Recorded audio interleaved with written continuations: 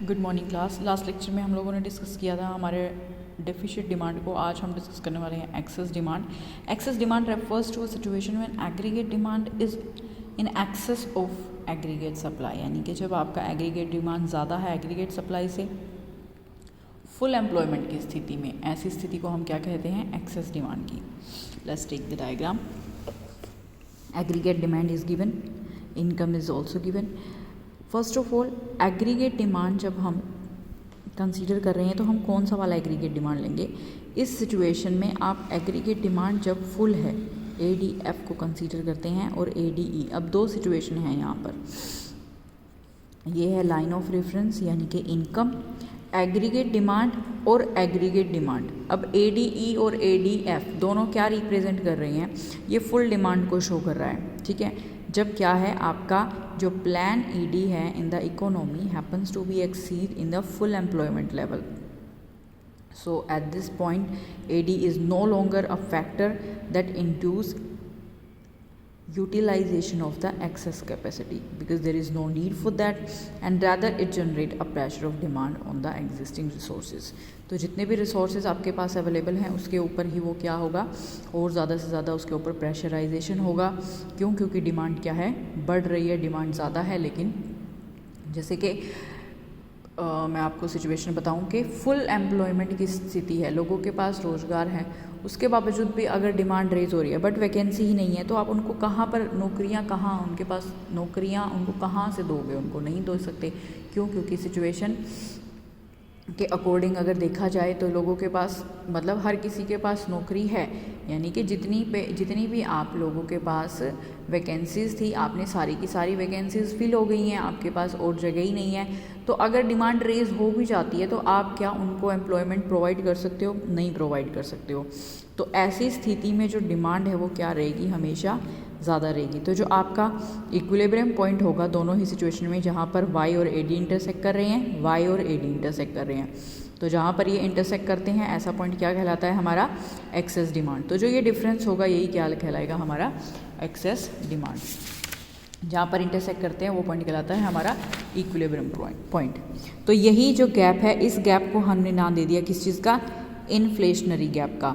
और जब हम डेफिशिट डिमांड की बात कर रहे थे लास्ट पॉइंट में, यानी कि हमारे लास्ट लेक्चर में, उस टाइम पर इस गैप का हमारा क्या नाम था? Deflationary gap. ये चीज़ को ज़रूर आपने ध्यान रखना है।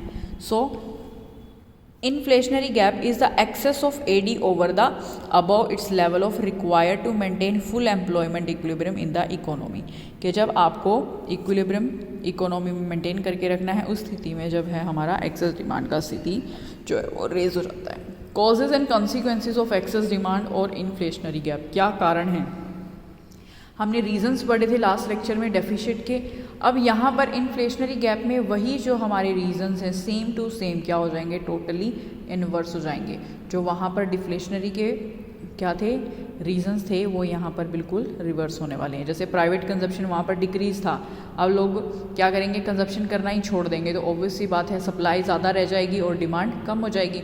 अब यहाँ पर क्या है, लोगों ने प्राइवेट कंजप्शन करना बढ़ा दिया, गवर्नमेंट कंजप्शन करना बढ़ा दिया, इंक्रीज़ हो रहा है, इन्वेस्टमेंट एक्सपेंडिचर इंक्रीज़ हो रहा है, तो ऑब्वियस सी बात है डिमांड भी क्या हो जाएगा? ज़्यादा हो जाएगा। So increase in the private consumption expenditure, increase in the investment expenditure, increase in the government expenditure, तीनों ही चीज़ क्या हो जाएंगी? रेज हो जाएंगी। और एक्सपोर्ट भी रेज हो जाएगा। तो ऐसी सिचुएशन में क्या होगा? एक्सेस डिमांड रेज हो जाएगा। अगर इंपोर्ट्स डिक्रीज हो जाएंगे, क्योंकि वहाँ पर क्या था हमारा? Increase in imports. अब हमने क्या कर दिया? हमने इंपोर्ट्स को भी डिक्रीज कर दिया। तो इंपोर्ट को डिक्रीज करने से क्या इम्पैक्ट आया? इंपोर्ट के डिक्रीज होने से जो हमारा एक्सपोर्ट है वो क्या हो जाएगा? इंक्रीज हो जाएगा। हम क्या करेंगे? एक्सपोर्ट को बढ़ा देंगे और इंपोर्ट को कम कर देंगे। हम हमारे डोमेस्टिक गुड्स के प्रोडक्ट्स को क्या है? परचेज करना शुरू कर देंगे, क्योंकि हमने बाहर वाले मुल्क का क्या कर दिया? उनके प्रोडक्ट्स का हमने एक तरीके से त्याग कर दिया, उनको छोड़ दिया। तो हमारे पास ऑप्शन क्या है? अब हम हमारे डोमेस्टिक गुड्स को परचेज़ करना शुरू कर देंगे। और आपका जो टैक्स रेट है उसमें क्या आ जाएगा? एक तरीके से कट डाउन आ जाएगा। A cut in the tax rate leaves higher disposable income with the people. अगर टैक्स रेट कम हो जाएगा तो लोगों की इनकम क्या रह जाएगी? लोगों के हाथों में ही रह जाएगी, वो कहीं गवर्नमेंट के पास नहीं जा रही है। क्योंकि अगर टैक्स रेट बढ़ जाता है तो वो गवर्नमेंट अल्टीमेटली कहाँ, वो जो पैसा है अल्टीमेटली कहाँ जा रहा है? गवर्नमेंट के पास जा रहा है। अगर आप टैक्स रेट कम कर देते तो वो पैसा लोगों के, पब्लिक के हाथ में ही रह जाएगा। तो पब्लिक के हाथ में रह जाएगा तो ऑब्वियस सी बात है वो क्या करेंगे, खर्च करेंगे, उसको कंज्यूम करेंगे, डिमांड रेज हो जाएगी। तो ये जो हमारे पॉइंट्स थे हमने पढ़े एक्सेस एंड कंसीक्वेंसेस की बात कर लेते हैं। When what happens in a situation of excess demand, excess demand की सिचुएशन में क्या क्या जो है वो होता है। When AD increases beyond its full employment level output remains constant, क्या है आउटपुट जो हमारा कांस्टेंट रह जाता है, डिमांड जो है वो बहुत ज़्यादा है, प्रेशर किस चीज़ के ऊपर आ जाता है, एग्जिस्टिंग सप्लाई क्या है रेज होना शुरू हो जाती है। Rising pressure of the demand on the existing output leads to a rise in the price level, price क्या हो जाता है, प्रोडक्ट्स का बढ़ जाता है, तो अल्टीमेटली इन्फ्लेशन की सिचुएशन जो है वो रेज हो जाती है। Excess demand also generate pressure of the demand on the factors of production, जो फैक्टर ऑफ प्रोडक्शन है वो क्या है, उसके ऊपर भी तो ऑब्वियसली बात है, वेजेस, इंटरेस्ट, इनका भी जो है डिमांड रेज हो जाता है। So rise in the factor cost, cost बढ़ जाएगी, कंट्रीब्यूशन क्या होगा, जनरल प्राइस भी क्या हो जाएगा, अल्टीमेटली बढ़ जाएगा, क्योंकि कॉस्ट का सीधा जो इफेक्ट है वो किसके ऊपर आता है, प्रोडक्ट के प्राइस के ऊपर। अ सिचुएशन में arise when wages catches price and prices catches wages, जैसे situation of wage price spiral, wage price spiral में क्या हो गया, मतलब प्राइस और वेजेस दोनों एक दूसरे को क्या कर रही हैं, इधर से वेज बढ़ गया तो प्राइस बढ़ गया, प्राइस बढ़ गया तो वेज बढ़ गया, तो दोनों एक दूसरे को अफेक्ट कर रही हैं, ठीक है, जिस वजह से क्या होगा, एक ब्लॉकेज हो जाएगी, यानी कि अगर हम ग्रोथ की बात करें तो एक तरीके से ग्रोथ जो है वो रुक जाएगी। Economic drives in situation of economic stagnation की स्थिति जो है वो रेज जाएगी। अब है हमारा करेक्ट डेफिशिएंट और एक्सेस डिमांड को करेक्ट करने के लिए क्या मेजर्स जो है वो उठाए गए हैं। तो दो तरीके से दो स्टेप्स हैं, एक तो है हमारा फिस्कल पॉलिसी और एक है मॉनेटरी पॉलिसी। अब फिस्कल पॉलिसी को बोला जाता है गवर्नमेंट की पॉलिसी और मॉनेटरी पॉलिसी को बोला जाता है आरबीआई की पॉलिसी। कई बार डायरेक्ट ये क्वेश्चन आ जाता है 1 मार्क में कि भाई ये बताइए कि फिस्कल पॉलिसी किसकी पॉलिसी है या फिस्कल पॉलिसी किस से रिलेट करती है, तो क्या लिखोगे आप, गवर्नमेंट से रिलेट करती है। ऑब्जेक्टिव मल्टीपल चॉइस में क्वेश्चन आ जाते हैं। Fiscal policy refers to revenue and expenditure policy of the government, कि गवर्नमेंट की रेवेन्यू और एक्सपेंडिचर पॉलिसी है। तो डायरेक्टली जो इसके अंदर हम कंपोनेंट्स की बात करेंगे वो किस कंपोनेंट्स की बात करेंगे, government expenditure, taxes, public borrowing के गवर्नमेंट कहाँ से खर्चा कर रही है, गवर्नमेंट की इनकम कहाँ से जनरेट हो रही है और किन चीज़ों के ऊपर गवर्नमेंट जो है वो खर्च कर रही है। तो बोरो करती है आरबीआई से, बोरो करती है पब्लिक से, ठीक है, पब्लिक से ही वो क्या करती है, टैक्स के रूप में पैसा ले लेती है, और गवर्नमेंट एक्सपेंडिचर किसके ऊपर करती है, इंफ्रास्ट्रक्चर्स में। मॉनेटरी पॉलिसी या मॉनेटरी मेजर्स, शुरू में ही मैंने आपको बताया कि वही कौन इसको रेगुलेट करता है, ये आरबीआई की पॉलिसी है, आरबीआई रेगुलेट करता है। कंपोनेंट्स क्या हैं, रेपो रेट, ये हम लोग हमारी मैक्रो इकोनॉमिक्स में डिस्कस किया था हमने बैंकिंग वाले चैप्टर में, अगर आप लोगों को ध्यान हो। Repo rate, bank rate, open market operation, CRR, SLR, और कैसे इन्फ्लेशन की सिचुएशन में कैसे करेक्ट करने में ये हमें हेल्प करता है, ये भी हम लोग पढ़ चुके हैं। So both repo rate and bank rate are the rate at which the central bank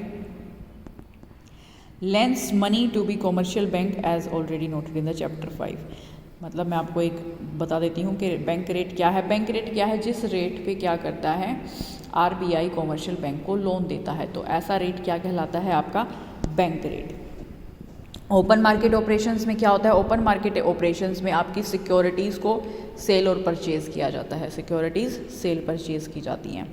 CRR, cash reserve ratio, कुछ परसेंटेज, टोटल डिपॉजिट का कुछ परसेंटेज बैंक क्या करते हैं, कॉमर्शियल बैंक आरबीआई के पास डिपॉजिट कराते हैं, वो क्या कहलाता है, CRR. SLR, statutory liquidity ratio, अपने टोटल डिपॉजिट का कुछ परसेंटेज वो लिक्विड फॉर्म में अपने पास ही रखते हैं, कॉमर्शियल बैंक अपने पास ही रखते हैं, तो उसको हम क्या बोलते हैं, स्टैट्यूटरी लिक्विडिटी। अब वो लिक्विड कैश की फॉर्म में भी हो सकता है, वो गोल्ड की फॉर्म में भी हो सकता है, लेकिन आपने रखना किस में है, कैश एंड कैश इक्विवेलेंट्स में।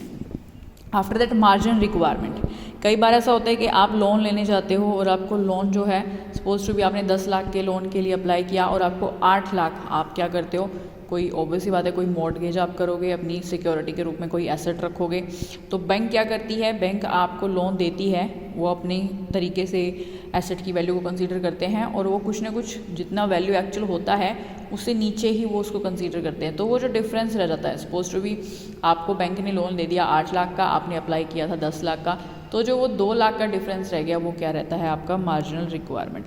मोरल सुसेशन